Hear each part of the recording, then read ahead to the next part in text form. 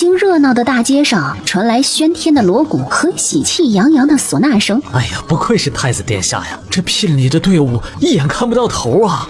也不知是哪家的千金这么有福气，能嫁给太子殿下。那还用问？那当然是咱们帝京第一才女苏雨柔了。除了她，还有谁配得上太子妃这个位置啊？真是郎才女貌，天生一对啊！萧子睿，你当真要背弃我们的婚约吗？我的妈呀，这哪家的姑娘长得这么吓人，还敢跑出来？他刚刚说什么？跟太子有婚约？开玩笑的吧？简直是癞蛤蟆想吃天鹅肉，这女人一定是个疯子吧？云青青，人贵在有自知之明，你看看你现在的样子，真觉得自己还配得上太子妃之位吗？可我的脸是为了你才毁的，半年前那场大火，要不是我……还敢提半年前？别以为我不知道那场火，根本就是你故意放的。救我的明明是柔儿，如今我们两情相悦，除了她以外，我不会娶任何女人，你就少在那里做白日梦了。你跟他两情相悦，为了摆脱我，你竟然颠倒黑白，把罪名推到我身上，我真是眼瞎了，当初才会信了你是真心待我。罢了，云青青，我告诉你，不要再来纠缠本宫，你这个样子只会让我更加恶心。今天你就算死在这里，本宫也不可能娶你。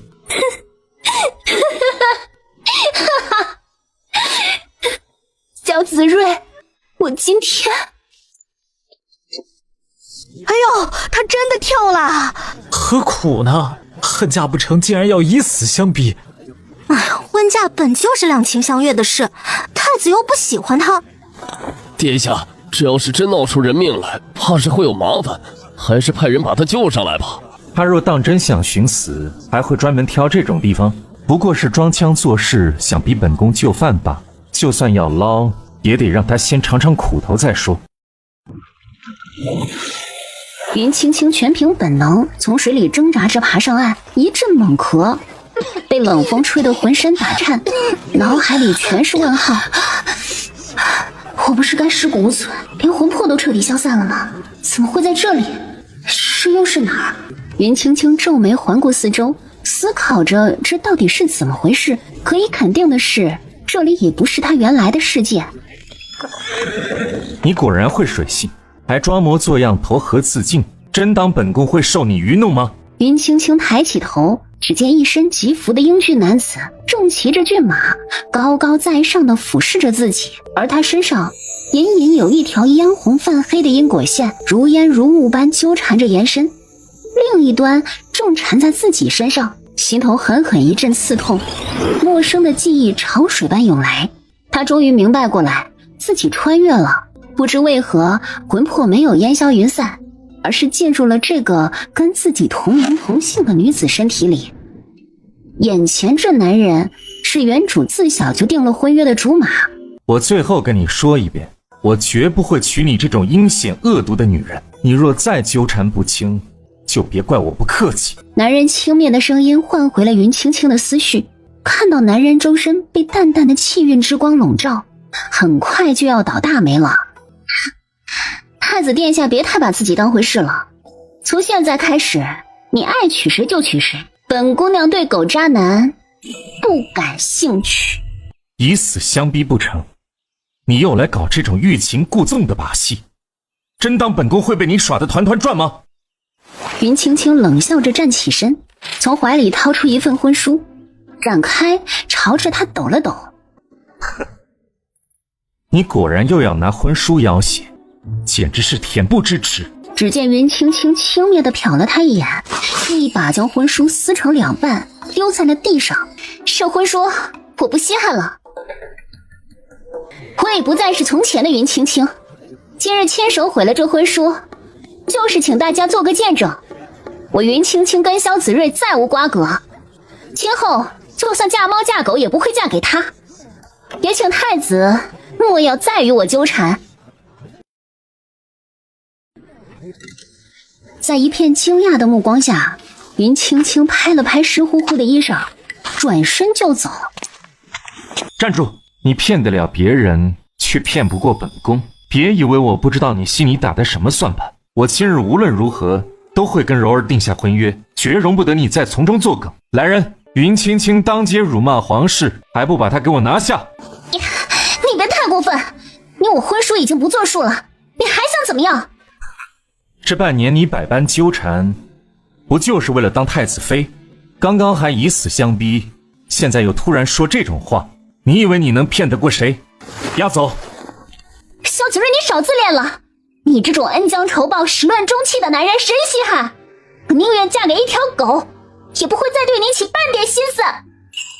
这种激将法不会对我有半点效果，倒是你最好记住自己现在的话，别回过头又纠缠不清，用那些龌龊的手段逼我娶你。就在这时，一辆马车由远及近驶来，这车架笼罩着浓厚的紫气，证明车内之人身份不但尊贵，而且肩负国运。只是那紫气中缠绕着一股不祥的黑光，还透着浓重的阴邪气息，里面的人显然已经被灾厄缠身许久。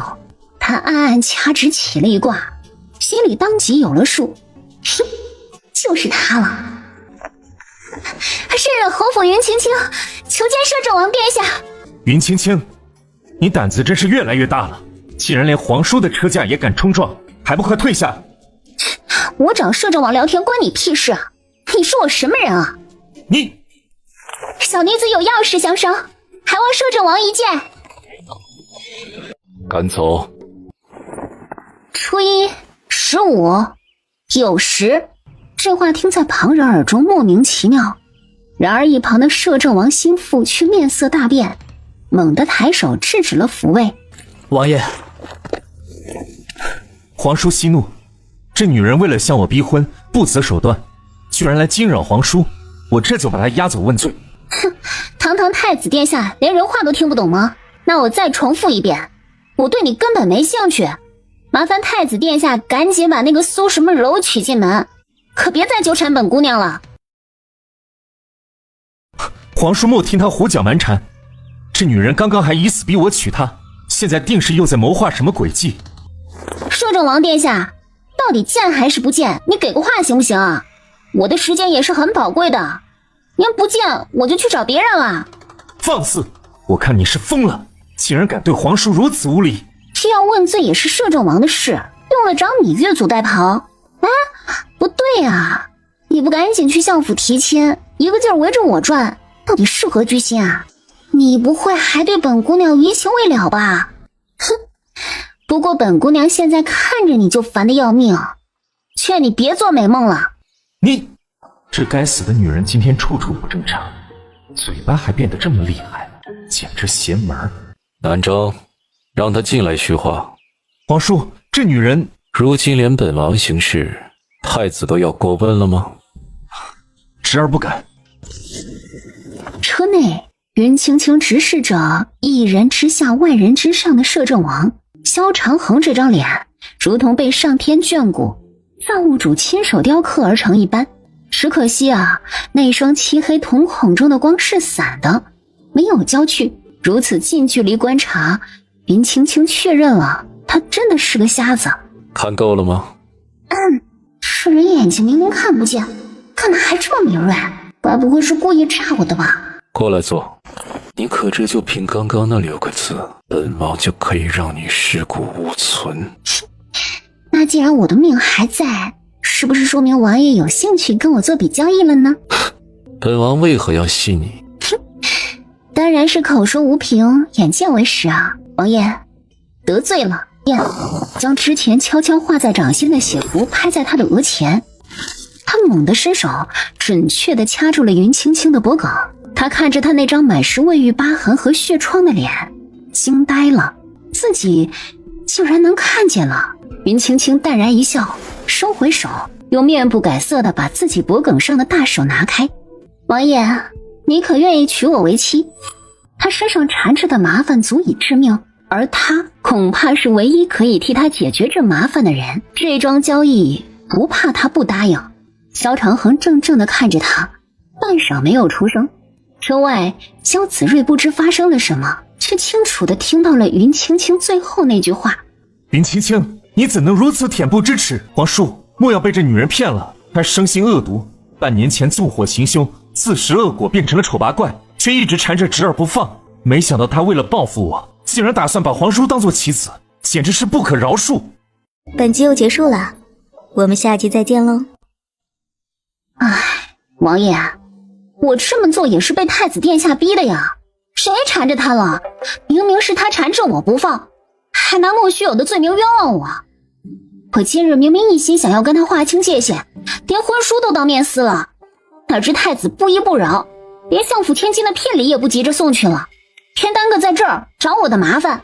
所以说，摄政王大人，求求您娶了我吧，好叫太子趁早死心，让我能彻底摆脱他。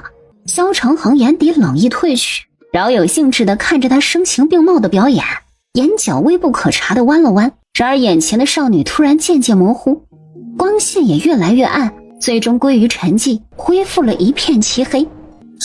放心，只要王爷娶了我，让外面的狗渣男滚得远远的，我保证让你彻底重见光明，1里外都能看清蚊子腿那种。皇叔，您都听到了，他分明就是在利用您。青青姑娘人美心善，聪明伶俐，很适合本王心意，确实适合当摄政王妃。王叔难不成被下了降头？南征也震惊了，自家王爷是什么人物，他最清楚不过，怎么会被这个女人几句话就给说的要娶她当王妃了？而且别的不说，就这个美字跟这姑娘简直是一点关系也没有吧？南征，即刻安排，本王要去镇远侯府提亲。可是王爷，现在准备聘礼根本来不及啊。我看太子这聘礼也并不是很着急送去，不如就借本王一用，如何？什么？皇叔，这……你有异议？侄儿不敢。原来云青青打的是这个主意，难怪他偏偏找上摄政王，还不是因为他又贪又瞎，看不见他有多丑，才有机会被他滚过。这个阴险的女人，还怂恿他抢走我送给相府的聘礼，阻止我提亲，竟然还真让他得逞了。马车内，云青青目瞪口呆地看着萧长恒，啊，还可以这样操作啊！哼，简直干得漂亮！狗渣男这会儿要气炸了吧？哈哈哈！哎呀，太子殿下今日就要来向雨柔提亲了，咱们苏家呀要出太子妃了，这可是光耀门楣的大喜事儿。我早就说过了，咱们雨柔啊，打小就有出息。那可不，雨柔可是京城第一才女。不过听说镇远侯府那个丑女至今仍不愿跟太子退婚，这会不会有什么问题啊？各位长辈不必担心，退婚之事有皇上做主，云府不敢不从。太子哥哥早已跟云清划清界限，如今只是他一厢情愿，做不了数的。那个丑女连雨柔的一根脚趾头都比不上，太子给我们雨柔的聘礼都已经在半路上了，还有什么好担心的？没错，太子怎么可能还对那丑八怪有半点心思呀？可不是嘛，刚刚下人来报说太子送聘礼的队伍啊，一眼望不到头，足以见得是有多么重视这门亲事啦。哎呀，咱们苏家从今以后可是黄金贵胄了。就在这时，门外突然跑进来一个家丁。不好了！太子殿下的送聘队伍在路口拐了个弯，朝着云府去了。什么？苏丞相猛地站起身，手中的茶杯掉到地上，摔了个粉碎。怎么可能啊！莫要胡说八道！太子可是亲口说要娶雨柔为正妻的。怎么回事？还不如实说来。是小的远远看见队伍朝云府方向转去，就立刻去打听。据在场的人说，是那云青青投河逼婚不成，就当场撕了婚书，说跟太子殿下再无关系。既然如此，那送聘礼的队伍怎么去了云府啊？夫人，您听小的说完。小的跟不少在场的人都确认过了，云青青撕了婚书之后，太子殿下就急着追了过去。再后来，没过一会儿，太子的聘礼队伍就往云府去了。这到底是怎么回事？云青青撕了婚书，太子竟然去追她，他果然还是放不下那女人。哼，云青青是功臣之后，一定是太子怕闹出人命失了民心，还不得不转去云府提亲。哎，老爷，你快想想办法！现在全京城的人都知道太子要去玉柔，这可怎么办呢？行了，别嚷嚷了。妇道人家就是沉不住气。太子跟云府的婚约作废，是皇上下了口谕的。云青青今日所为，分明就是抗旨。哎，对了，老爷，你快带着雨柔去宫里面圣，让皇上狠狠地处罚云家，看他还敢在无理取闹。雨柔，你这便跟为父去面圣。不管太子对那丑八怪还有没有情，都绝不能留下这个隐患，必须趁早除掉他才行。摄政王要回府更换吉服再来提亲，云青青先行一步回了云府。哟，这是哪来的丑八怪呀？我们云家人可做不出寻死逼婚这种丢人的事来。你还敢回来？云家的脸都让你给丢尽了。哼，敢问二叔二婶，搞清楚今天都发生了什么事吗？凭什么说我给云家丢人？你还敢顶嘴？白莲都已经向我们坦白了，你一大早偷跑出去，就是为了去拦住太子，还打算以投河逼婚。如若不是这样，你倒是说清楚这一身水是怎么回事啊？哦，姐姐，我早就劝过你，这样没有意义，只会令太子更加厌弃。可你执意要去，我见你迟迟不回来，实在太担心了，怕你出事，这才说出来的。你劝过，满嘴谎话就不怕烂舌头吗？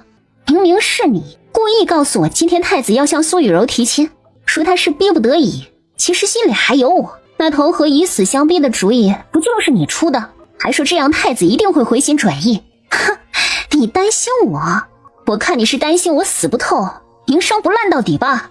他说的可是真的？我怎么可能做出这种事呢？我不知道是哪里得罪了姐姐，她竟要这样诬陷我。就是，我们白莲的为人，大家向来都是看在眼里的。我看你分明是为了逃脱责罚才你还有脸说？别以为我不知道，让云白莲怂恿我这主意是你出的。你们母女俩在小房间商量的时候，刚好路过，听得清清楚楚。原主早知道这对母女没安好心，只是她本来就要当面跟小紫睿做个了结，才将计就计出了门。原本打算退婚回来后再跟爷爷坦白，哪知就没了命。你敢对长辈动手，简直反了天了！还有你，为老不尊，纵容妻女欺压我们孤儿寡母这么多年，我娘不计较，不代表我不计较。你们是不是忘了，这镇远侯府的爵位是我爹用命挣来的谥号？你们躺在我爹爹的尸骨上享受着好处，还要把我们母女敲骨吸髓。这么多年吃我们的喝我们的，有什么脸在这里摆长辈架子？我问你，我爹的抚恤金和我娘身为一品夫人这么多年来的俸禄都到哪儿去了？袁志平完全没想到，向来文静内向的云青青像变了个人一样，居然当众翻出这么多旧账，老脸一阵红一阵白，一时竟不知该如何反应。云青青3巴掌下去，只觉得胸口一轻，自穿越以来，原主沉甸甸的怨气消减了不少舒坦了。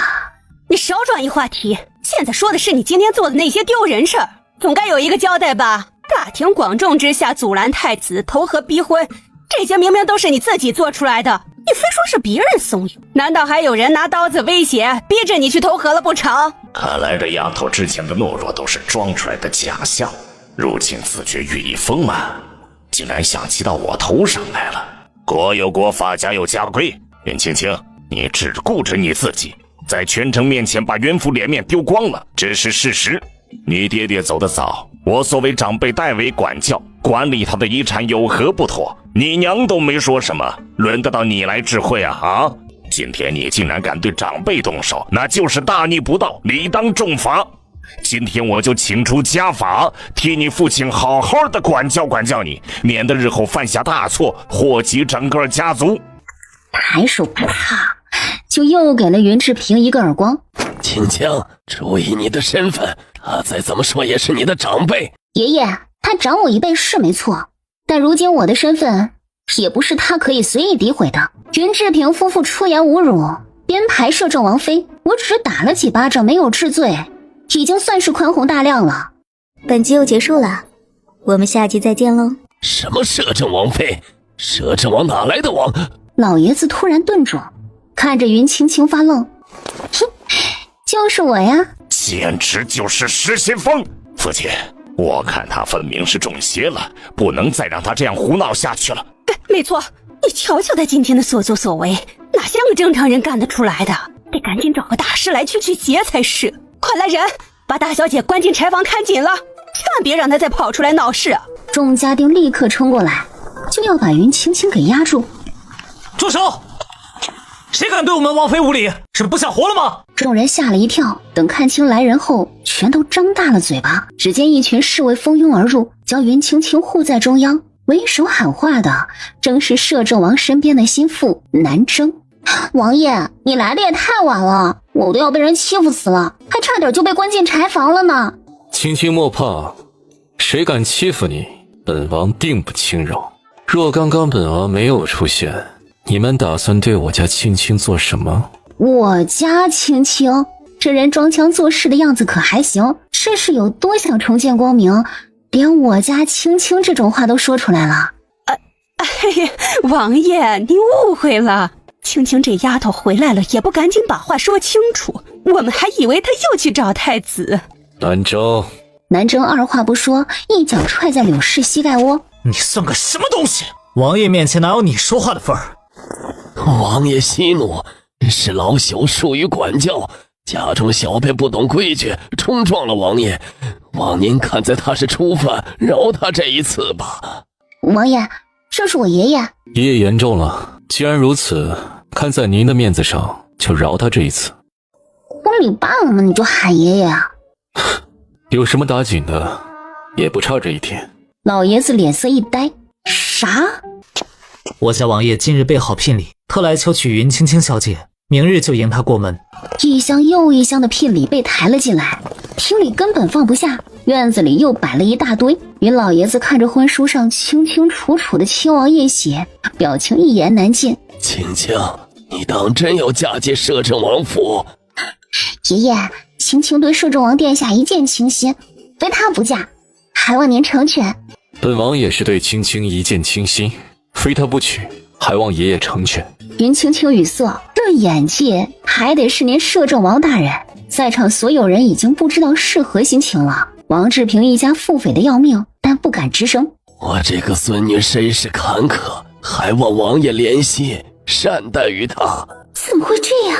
云青青那个丑八怪，不是应该缠着太子不放吗？就算他投河自尽不成，现在也应该成了全城的笑柄才对。怎么一转身就找来了摄政王给他撑腰？而且王爷虽然身有残疾，没想到容貌气质却如此惊为天人，还权倾朝野说一不二。那个丑八怪凭什么能得王爷青睐？如果让他当了摄政王妃，以后还说不得要怎么报复我们一家。不成，绝对不能让他顺利嫁过去。既然王爷倾心于姐姐，这大婚自是不能马虎的。明日就迎娶，会不会太仓促了些？到时怕是姐姐会被人家说闲话，觉得王爷不重视姐姐。只见萧长恒果然陷入了沉思，云青青一转头就见云白莲眼里闪着算计的光，他这边不过是忙着订婚，暂时没空理别的。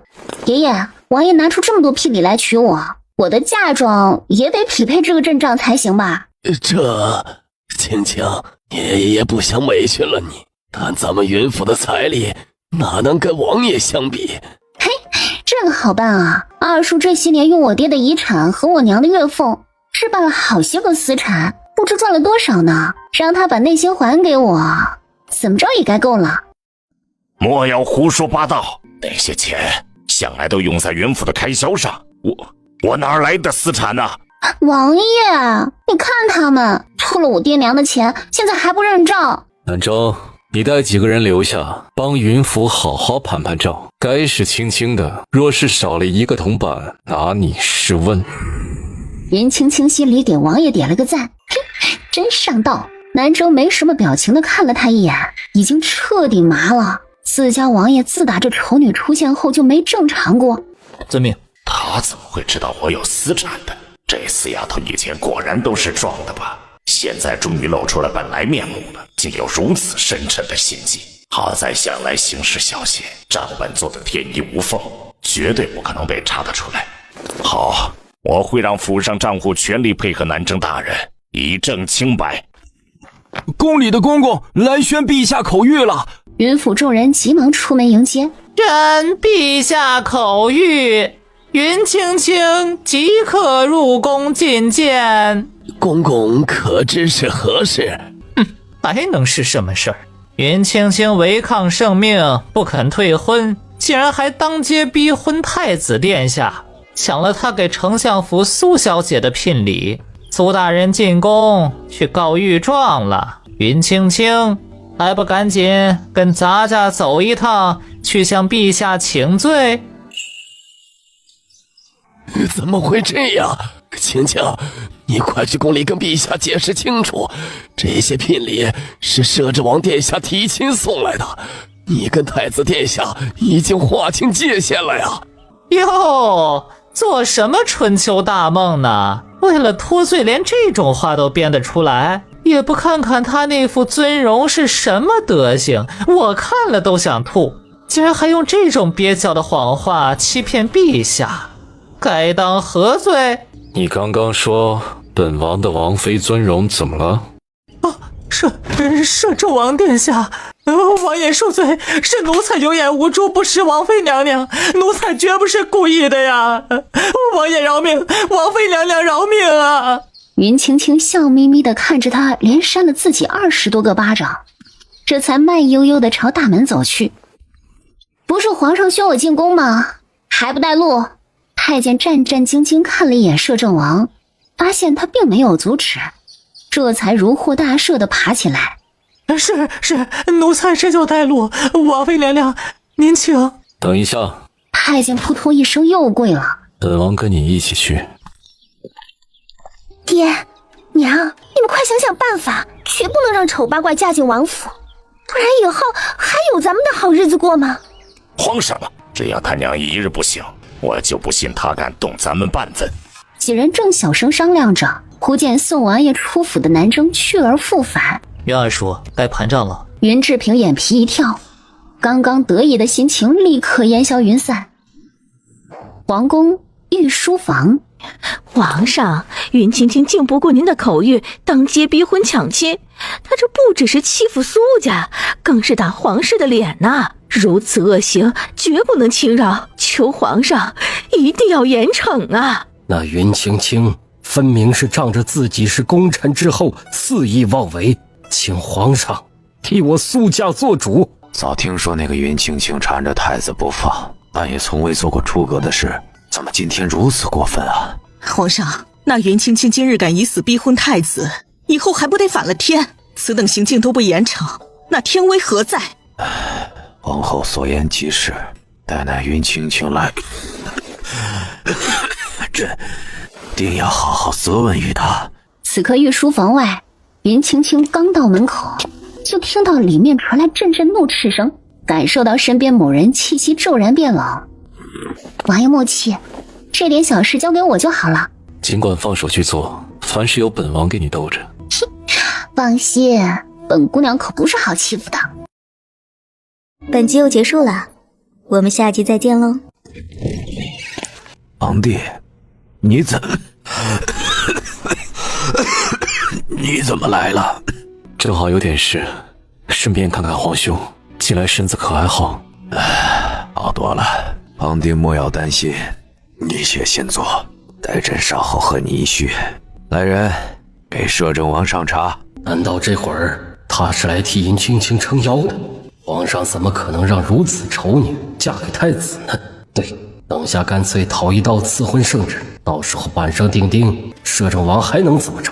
陛下，云青青半途逼婚，抢走太子送给小女的聘礼一事，还望早做决断。云青青，朕念你是功臣之后，给你个机会，速速向苏家道歉，并归还聘礼，朕可以考虑从轻处罚。陛下，我又没做错什么事，为何要道歉？云青青，半年前你纵火烧了太子府，自作自受毁了容，太子殿下宅心仁厚，念你可怜才止退了婚事，没有追究你的责任。你不但不感恩，反倒纠缠不休。太子明明不喜欢你，你却仗着自己是功臣之后，将皇上的退婚口谕当成耳边风，死缠着太子殿下不放，置皇室颜面于何处？今日全场都看见了，是你投河以死相逼，硬是抢走了太子殿下的聘礼。事到如今，你还要抵赖不成吗？镇远侯他在天有灵，知道你做出此等无耻之事吗？林青青脸色骤然一沉，上前啪的狠狠的一巴掌甩了过去。苏雨柔捂着火辣辣的脸，不敢置信的瞪大眼：你竟敢！你算个什么东西，也配在我面前狂吠？皇上，皇后娘娘，求你们为臣女做主啊！云青青，你大胆！陛下，此女竟敢在您面前做出此等行径，简直是无法无天！您定要为小女做主，严惩云青青啊！求陛下为我女儿做主。皇上，请立刻下令将云青青拉出去掌嘴，否则皇室颜面何在？哼，皇后此言差矣，她小小一个相府之女，竟目无尊长，出言污蔑辱骂于我。我不过是稍稍惩戒一个后辈，有何不对？什么前辈后辈，简直是不知所云！你少装疯卖傻，以为这样就能逃过责罚吗？叶青青，此事你若没有一个合理的解释，定不轻饶。陛下，你有所不知，今日我已同摄政王定下婚约，苏雨柔既然要嫁给太子，那自然是我的侄媳妇儿。小辈无礼，我这个做皇婶的，给她点教训有什么问题吗？这女人说什么？她跟摄政王定下了婚约？这怎么可能？今日我可是当着全城的面跟太子划清了界限，只要稍加调查便有分晓。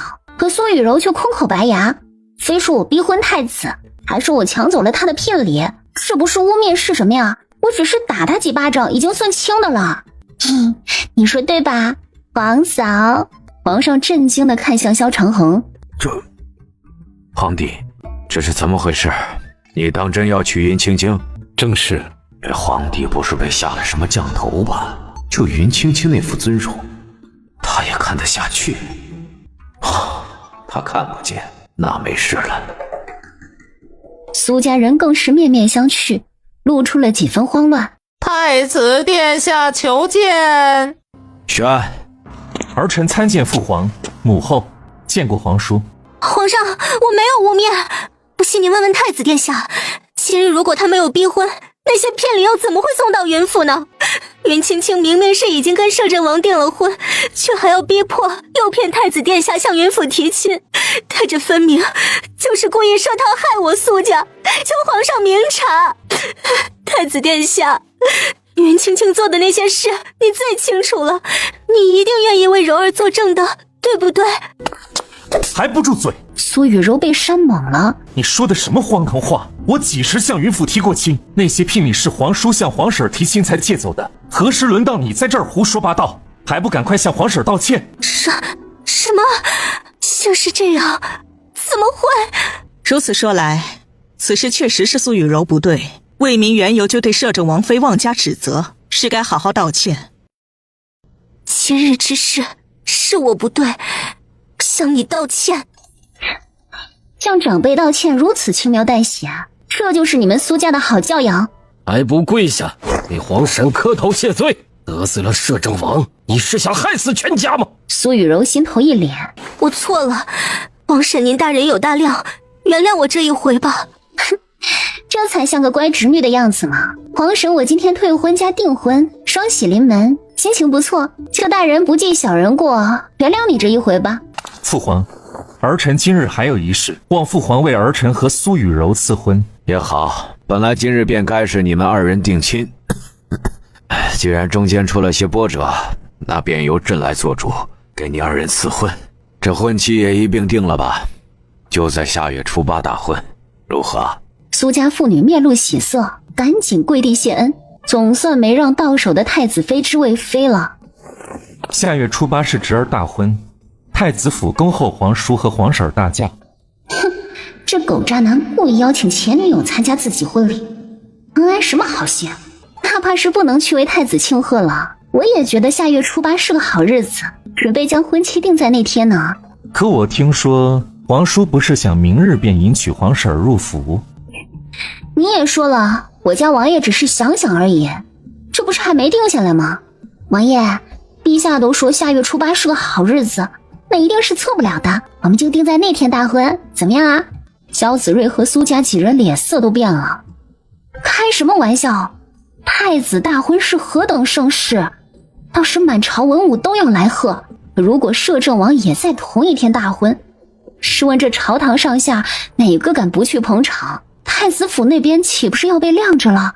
这云青青愚不可及，竟然以为自己能左右摄政王的决定，云青青这样只会自讨没趣罢了。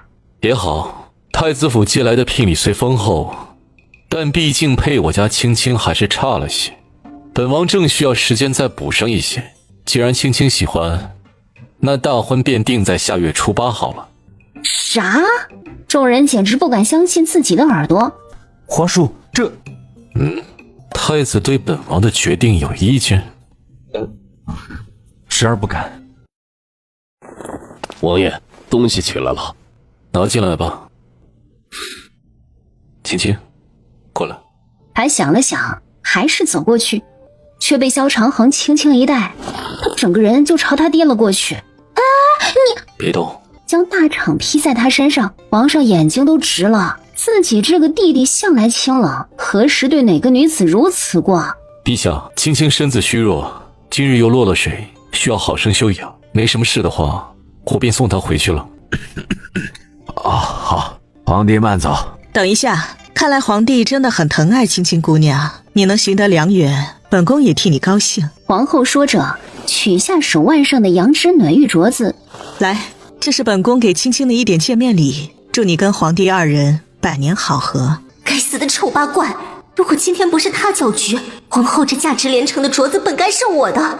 等着瞧，今天的屈辱，迟早要连本带利讨回来。一盏茶后，凤栖宫。那云青青昨日还非太子不嫁，怎么今日就勾搭上摄政王了？而且那人竟还真的愿意娶她。娘娘，这是好事啊！那云青青虽是功臣之后，可她的父亲镇远侯早已殉国，她那个娘得了木僵症，早就成了活死人了。原本娘娘您还担心摄政王娶个后台强大的王妃更不好对付，现在啊，总算是不用担心了。没错，今日一见，那云青青简直比传闻中还要丑。摄政王竟然还要娶她，看来是心灰意冷，自暴自弃了。宣国师来见本宫，是时候进行下一步行动了。今日多谢王爷配合，跟你合作还是挺愉快的。现在已经没有外人，这个可以还给你了。他觉得大氅是这个男人专门拿来做姿态的。不准！云青青看着他不悦的表情，愣了愣神，但没等他再说什么，忽觉一阵天旋地转。糟了，自己灵魂刚刚穿越过来，原主这身子又是虚弱，这是神魂魄不稳的迹象。他估摸着最多还能坚持5息时间，可就这么点时间，上哪儿找阳气足的灵物固魂啊？哎，有了！本集又结束了，我们下集再见喽。你怎么了？王爷，帮我个忙，得罪了。他顾不上许多，捧着他的脸探身凑近，对准他的唇就吸了上去。男人那双未聚焦的黑眸猛地瞪大，整个人都僵在了原处。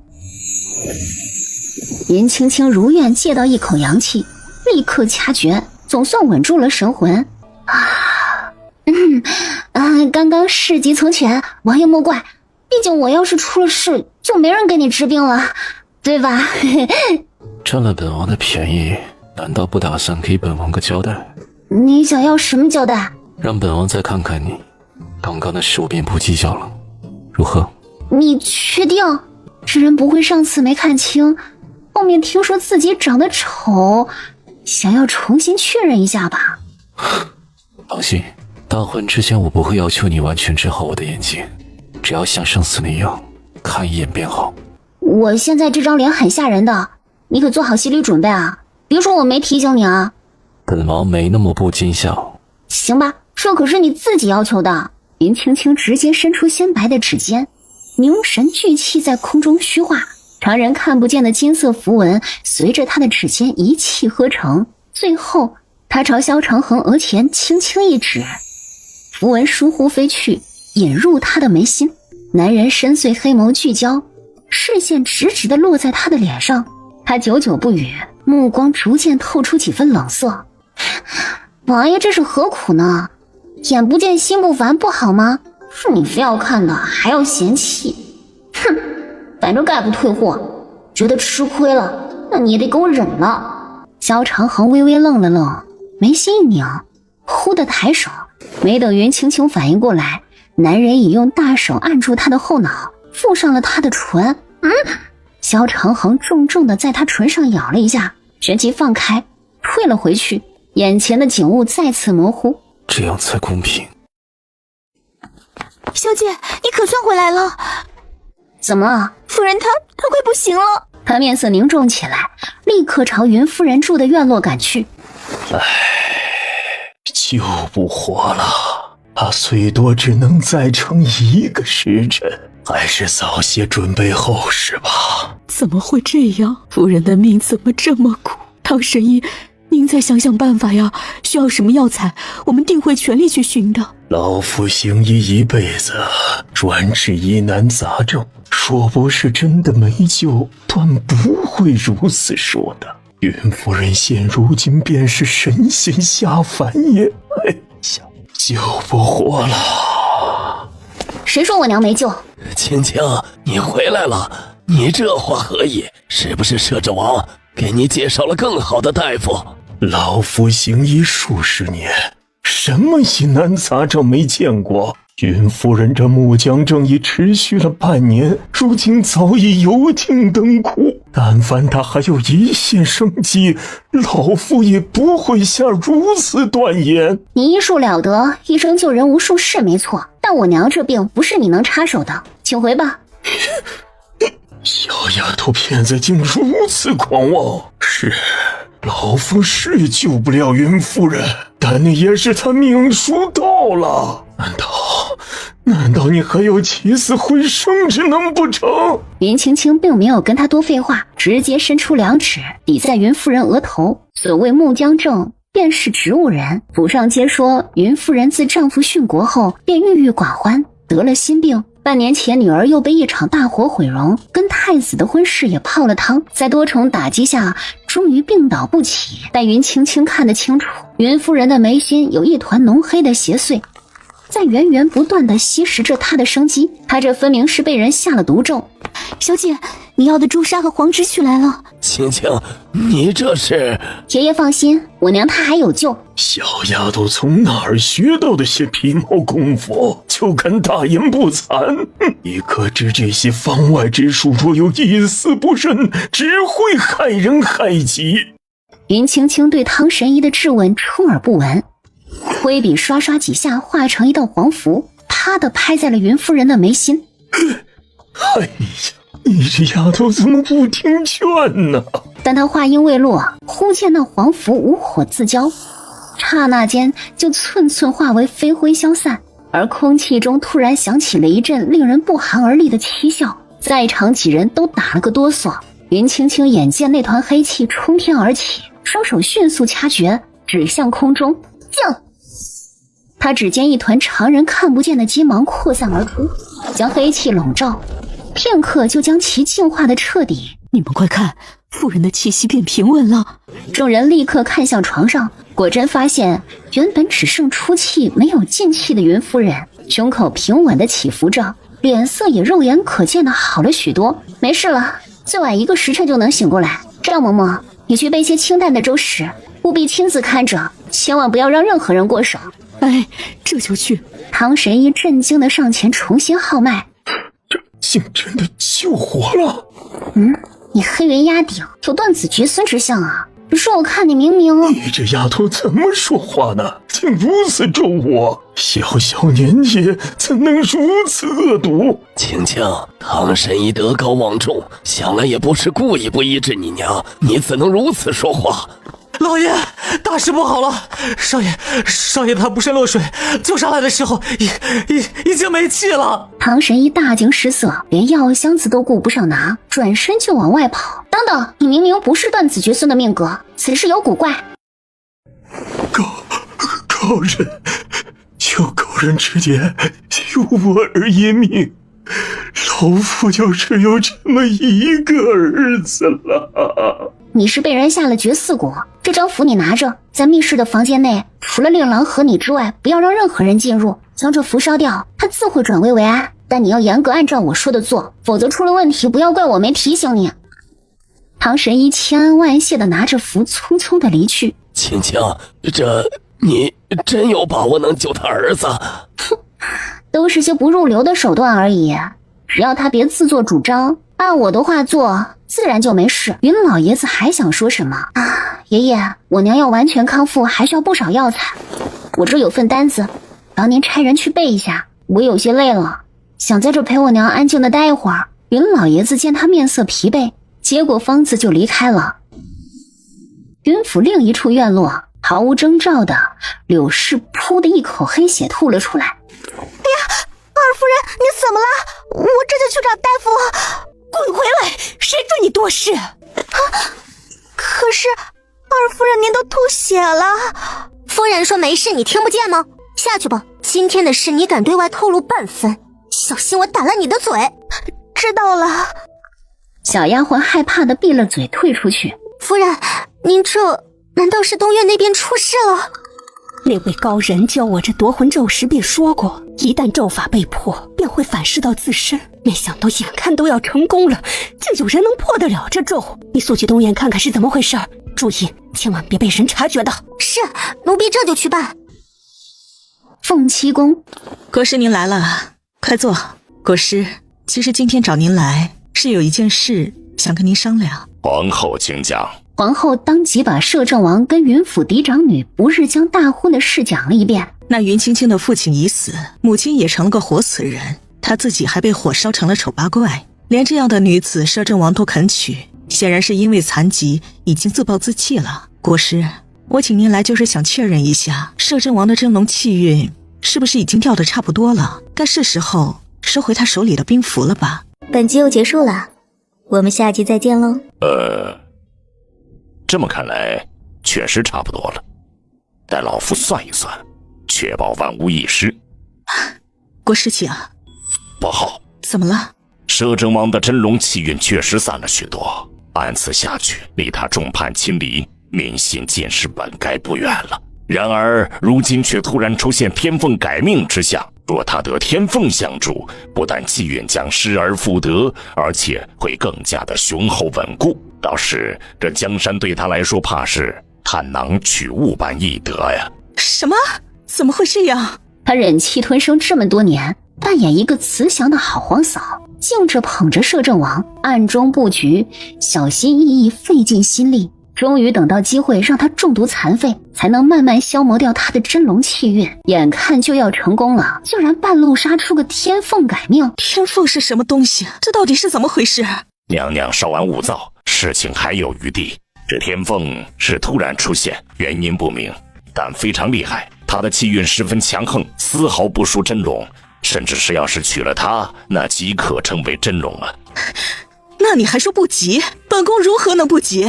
娘娘，您先听我说完。如今这摄政王尚未掌握天凤，只要我们先一步找出天凤落在谁家，让太子殿下娶了她，摄政王便不足为惧了。对啊，只要我瑞儿能娶了天凤，摄政王那点残存的气运算得了什么？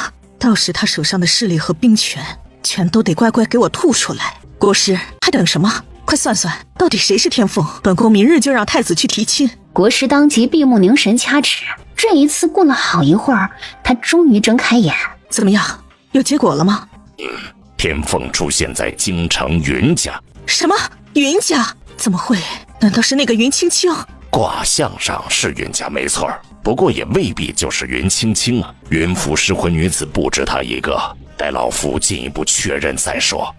说着，他从怀里掏出一张折成三角形的符纸，念念有词的引燃，将纸灰朝空中一丢。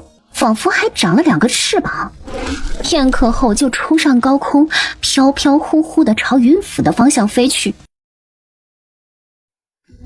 云夫人的房间内，云青青总算梳洗一番，换了身衣服，坐在梳妆台前，看着镜中那丑到惊世骇俗的脸。原主是半年前烧伤的，脸上哪怕是留疤，到现在总该痊愈了，可这张脸至今仍肿胀不堪，分明是中了慢性毒的迹象。他冷笑一声，拿起朱砂笔，几下画出一张符，在烛火上引燃，将符灰洒入水杯中服下。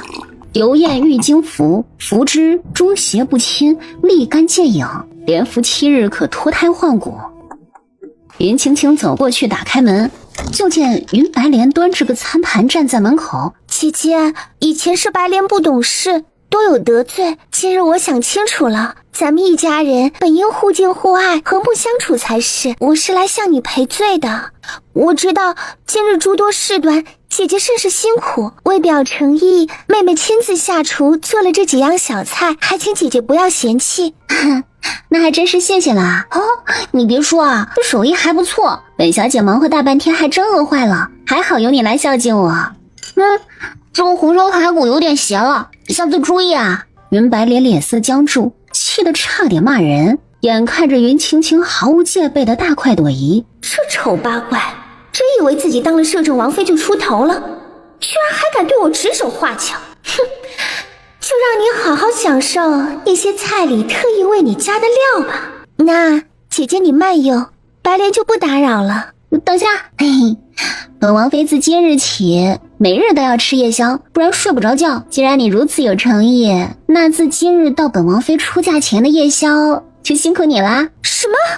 怎么？难道你刚刚说的那些话都是假的不成？你可想清楚了，你能为我这个嫡长女兼摄政王妃服务，是你的荣幸。怎么会？妹妹知道了。明白就好。我这个人呢，嘴刁，记得必须是你亲手做的哟。是，妹妹告退。现在元府只有我一个貌美如花的女儿了，你一个丑八怪还想压在本小姐头上，还妄想嫁进皇家，做你的春秋大梦去吧。现在倒是看看，本小姐就要骑到你头上作威作福，你敢不敢多说半个不字？他看着那香气扑鼻却泛着不祥毒光的饭菜，毫不担心的继续大吃大喝起来。既然是占了那小可怜的身子才得以复生，那原主遭受的一切自己必会替他如数讨还。忽然一道黑影飞进来，直扑云青青的面门。他眉头一皱，抬手啪的就将那东西给打飞了出去。他盯着门口看了2秒，再没了动静，心道可能是什么没见过的虫子，便没当回事儿。门外那黑乎乎的一团直直的被砸到了刚走几步的云白莲身上，一触即散。云白莲毫无察觉。凤七宫国师倏地睁眼，找到了，天凤正是云家2房之女云白莲。好，太好了。确认了天凤不是云青青，皇后一颗心终于踏实下来，立刻召太子，他必须尽快把云白莲迎娶进门。云府云青青饱餐后，拿起朱砂笔和黄纸继续画符。青青，云青青立刻放下笔，来到床头。娘，你醒啦？这些日子苦了你了。娘，您放心，女儿已经想清楚了，从今天开始是为自己而活。从前那些待咱们母女不好的人，女儿绝不会再姑息，今后谁也别想再欺负咱们。真的？你真的想通了？那太子那边，那种恩将仇报、3心2意的狗渣男算什么东西啊？白给我都嫌弃。今日我已经撕了婚书，跟他彻底划清关系了。好，你能想明白，娘也就踏实了。你放心，娘会为你另觅良人。虽说女儿这张脸是没办法了，但以侯府嫡长女的地位和自己娘家的才势，找个没什么权势的青年才俊，那还不简单？本集又结束了，我们下集再见喽。那个娘，另觅良人就不必了，我已经跟摄政王定了亲，婚期就定在下月初8。什么？青青，你说的可是当真？这种事情可不是儿戏。千真万确，你看这婚书上还有摄政王的印玺呢。云夫人瞪大眼睛，来来回回把婚书看了半晌。云家大小姐可在？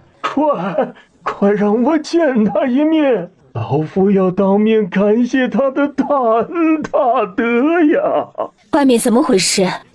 没事，娘您先歇着，我去看看。云大小姐，可算见到您了。大小姐，老朽人到中年才生下这么一个儿子，今天要不是有您，我当家就绝后了呀！感谢大小姐救我儿性命，老夫愿献上半数家产报答您的大恩大德呀！大小姐，请您务必收下。感谢大小姐救了我家孩儿，救命之恩，在下没齿难忘。谢意我心领了，报答的话呢，有这1张银票就够了。这怎么行啊？救命大恩，区几两银子怎么报得尽啊？老神爷，您一辈子救人无数，且经常免了穷苦人家的诊金，是有大功德在身的。您今日能遇上我化解灾厄，也是多年修来的造化。只要你们牢记善恶终有报，以后继续多做善事，便是对我最好的报答。大小姐，可否借一步说话呀？随我来。两人走到僻静处，汤老若是想问害你之人，其实不必担心，这绝色蛊过于阴毒，反噬也极其厉害。如今被我破解，下蛊之人2日之内必以同样的方式暴毙。你这2天留意一下附近溺亡的人就知道了。竟是这样。大小姐，其实老夫还有一事。大小姐高风亮节，既然不肯收金银作为谢礼，那还请务必收下此物。云青青接过扳指，微微瞪大了眼，只见她通体莹白剔透，表面隐隐流动着白、金、青3色光华，竟是蕴含3清之气的天才地宝。老人家，此物非凡，你从哪里得来的？大小姐果然识得它的价值。实不相瞒，老朽虽得世人美誉一生神医，但在师门一线谷里也只是最普通的外门弟子。这扳指是我出谷时师尊所赠，言道若遇见能断命术、施功德的方外高人，便将此物赠出。您拿了它，从此便是一仙谷的贵客，谷中大部分的资源都尽可取用。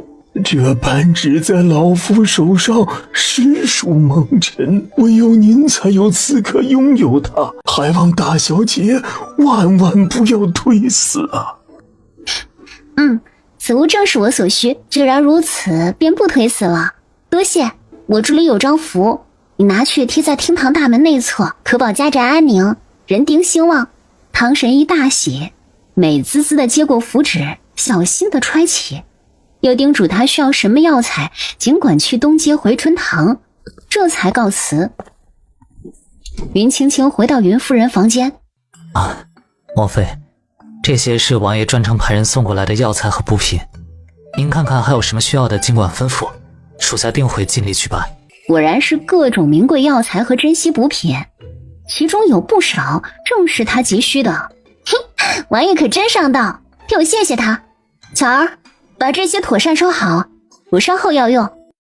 云青青发现南征迟疑着没动，还有事？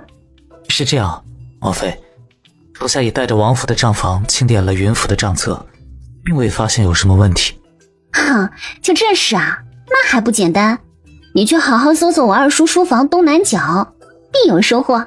是。青青，那摄政王他知道你的情况，还愿意娶你。娘，放心吧，我跟王爷是明码标价，童叟无欺，左右就是一场交易，能治好眼睛，那家伙可是占了大便宜的，他有什么可不乐意的？说的什么话？青青，娘不在的时候，你受委屈了。既然如今娘回来了，便绝不再容别人欺负你。不管你这场婚约起因如何，若你不想嫁，咱便退了婚去，宁缺毋滥，哪怕不嫁也不必将就。有娘在，你从今以后不用看任何人的眼色，只管去寻那能真正疼你爱你的郎君。娘亲不必担心，我是真心想嫁给摄政王的，他也对我很好，还在皇上面前替我撑腰呢。既然你心意已决，娘便支持你，定会让你风风光光的出嫁。娘你真好。王妃有发现了，王妃您简直神了。云志平书房东南角的多宝架上有机关，里面居然藏了一本账册，这里面一五一十的记载了他这些年贪墨的每一笔钱财去向。请王妃过目。云青青毫不意外地接过来，跟云夫人一起翻看。谁给他们的胆子？真当我死了不成？本集又结束了，我们下集再见喽。西苑，二夫人不好了，大夫人她醒过来了。什么？他正因为云夫人不但没死，反倒病情稳定下来而烦心。不好了，不好了！二爷的私账被摄政王府的人查出来了。大夫人盛怒之下，要召集全府人议事。老爷和小姐都已经过去了，就等您呢。夫人，现在这可怎么办呢？柳氏双眼一翻，晕了过去。夫人都晕了，这还怎么去议事？你照实回禀就是了。慢着，发话的可是我家王爷的岳母大人，他专门交代西院的人，一个都不能少。这婆娘既然晕了，拖过去便是，还不快拖走！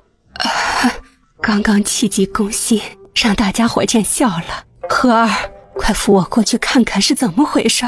我相信老爷不是那样的人，这里面一定是有什么误会。二夫人，请吧。议事厅，二夫人是最后一个到的。见人到齐，严庆华猛地一拍桌子：“云志平，老爷在世的时候对你一家人不薄，他才卧病几年，你就趁着我这个当家主母卧病之际，做出此等事来。你设立阴阳账册，假装无能，让云府的产业年年亏损，暗中却全进了自己的腰包。我们母女的阅历被你无端克扣，自家妻女却锦衣玉食，娇奢无度，甚至连老爷子的用度也被你巧立名目，贪墨大半，贴补了你们二房一家。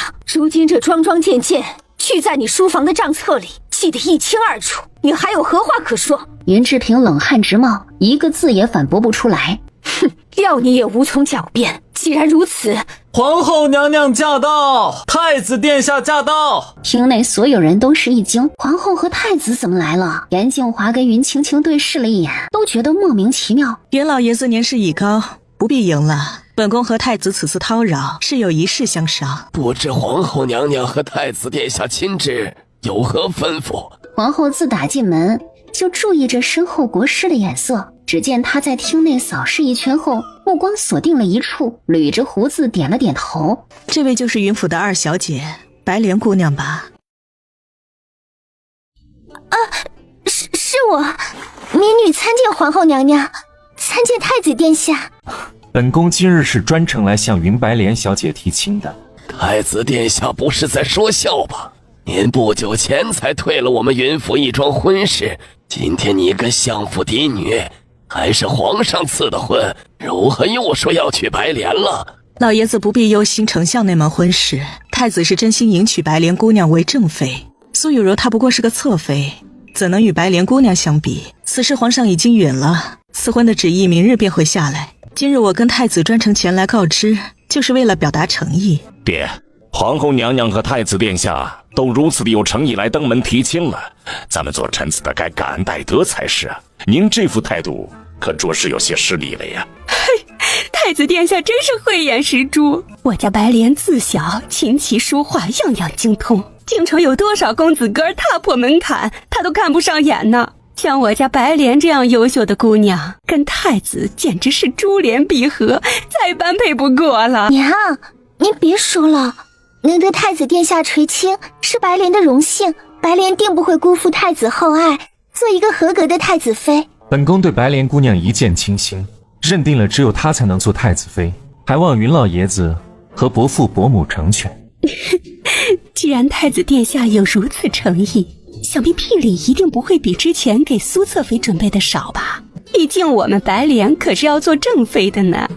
伯母放心，本宫自然不会亏待白莲的。爹，白莲能跟太子定亲是咱们整个云府的荣幸，您快点点个头啊！点什么头？你们二房一家忘了吗？阴阳账册的这笔账还没算清呢，要定亲也得此事了结了再说。那是咱们云府内部的私事，太子殿下提亲是何等大事，你竟然要把私事放在太子殿下的事之前解决，你这是何居心？皇后娘娘，太子殿下，你们有所不知，二房一家数年来倒行逆施，贪没云府巨额钱财，并以阴阳账册隐瞒，事实清晰，证据确凿。家主与我已商议决定，将二房一家逐出云府，再无干系。太子殿下来的不是时候，还请等清算完毕，再与云志平一家去议婚事。此事与我府上无关了。皇后和萧子睿没想到竟然还有这么一出，双双愣住。你说什么？你是不是疯了？竟然做得这么绝！